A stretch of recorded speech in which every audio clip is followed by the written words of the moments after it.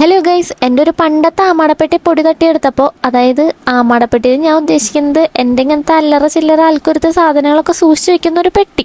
ആ ഒരു പെട്ടി ഞാൻ ഇന്ന് തുറന്നു നോക്കിയപ്പോൾ ഇതുപോലെ എനിക്ക് ആവശ്യമുള്ളതും ആവശ്യമില്ലാത്തതായിട്ട് കുറേ സാധനങ്ങൾ ഞാൻ അതിൽ കുത്തി നിറച്ചിട്ടിട്ടുണ്ട്. യൂട്യൂബ് വീഡിയോസ് ഒക്കെ ചെയ്ത് തുടങ്ങുന്നതിന് മുമ്പായിട്ട് ഞാൻ മേടിച്ചു വെച്ചിട്ടുള്ള സാധനങ്ങളാണ് ഇതൊക്കെ. പക്ഷെ എനിക്ക് അന്ന് ഉപകാരപ്പെട്ടില്ലെങ്കിലും ഇന്ന് അത് ഉപകാരപ്പെട്ടു. കോണ്ടന്റ് ആയില്ലേ, അതന്നെയാണല്ലോ നമുക്ക് വേണ്ടതും. പക്ഷെ ഇന്ന് ഞാനത് പൊടി തട്ടിയെടുത്തത് കോണ്ടന്റ് ഉണ്ടാക്കാൻ വേണ്ടി മാത്രമല്ല, ഒരു ഫംഗ്ഷന് പോകാൻ വേണ്ടിയിട്ടും കൂടിയാണ്. ആദ്യമൊക്കെ നഖം നീട്ടി വളർത്തി ആദ്യം സ്ക്വയർ ആയിട്ട് കട്ട് ചെയ്യും, പിന്നെ യു ഷേപ്പിൽ കട്ട് ചെയ്യും. അങ്ങനെ തേച്ചും എനിക്ക് നെയിൽ പോളിഷ് ഒക്കെ ഇട്ട് നടന്നിരുന്ന ഞാനാണ് ഇപ്പൊ മോനുണ്ടായതിനു ശേഷം എനിക്ക് നഖം വളർത്തുന്നത് ഒരു സ്വപ്നം മാത്രമായി മാറി. എന്ന് കരുതി മക്കളുള്ളവരാരും നഖം വളർത്താതിരിക്കുന്നില്ല. പക്ഷെ എനിക്കത് തീരെ കംഫർട്ട് ഇല്ല. എങ്ങാനും അവന്റെ മേത്ത് കൊണ്ടാലോ പിന്നെ പറഞ്ഞിട്ട് കാര്യമില്ലല്ലോ, ഞാൻ തന്നെ അനുഭവിക്കണ്ടേ. അതുകൊണ്ട് ആ കാര്യമൊന്നും ഞാനിപ്പോ ചിന്തിക്കാറേ ഇല്ല. ഒന്നാമത് നഖം വളർത്തിയാൽ തന്നെ അതിനെ മെയിൻറ്റെയിൻ ചെയ്യാനുള്ള സമയവും സന്ദർഭമൊന്നും ഇപ്പൊ എനിക്ക് കിട്ടില്ല. അപ്പൊ ഞാൻ പറഞ്ഞു വന്നത്, ഇപ്പൊ ഒരു ഫംഗ്ഷന് പോകാൻ വേണ്ടിയിട്ട് എനിക്ക് ഈ ഒരു ഫേക്ക് നെയിൽസ് കണ്ടപ്പോ മാത്രമാണ് എനിക്ക് തോന്നിയത്. അതുവരെ എനിക്ക് ഇതിന്റെ ബുദ്ധിയൊന്നും ഉദിച്ചിട്ടുണ്ടായിരുന്നില്ല. അപ്പൊ കണ്ടപ്പോ എനിക്കതൊന്ന് വെക്കണം എന്ന് തോന്നി. അങ്ങനെ ഞാൻ എടുത്ത് വെച്ചതാണ്. സത്യത്തിൽ ഈ ഒരു സംഭവം വെക്കാനായിട്ട് ഒരു നാക്കൊക്കെ ഉണ്ട്.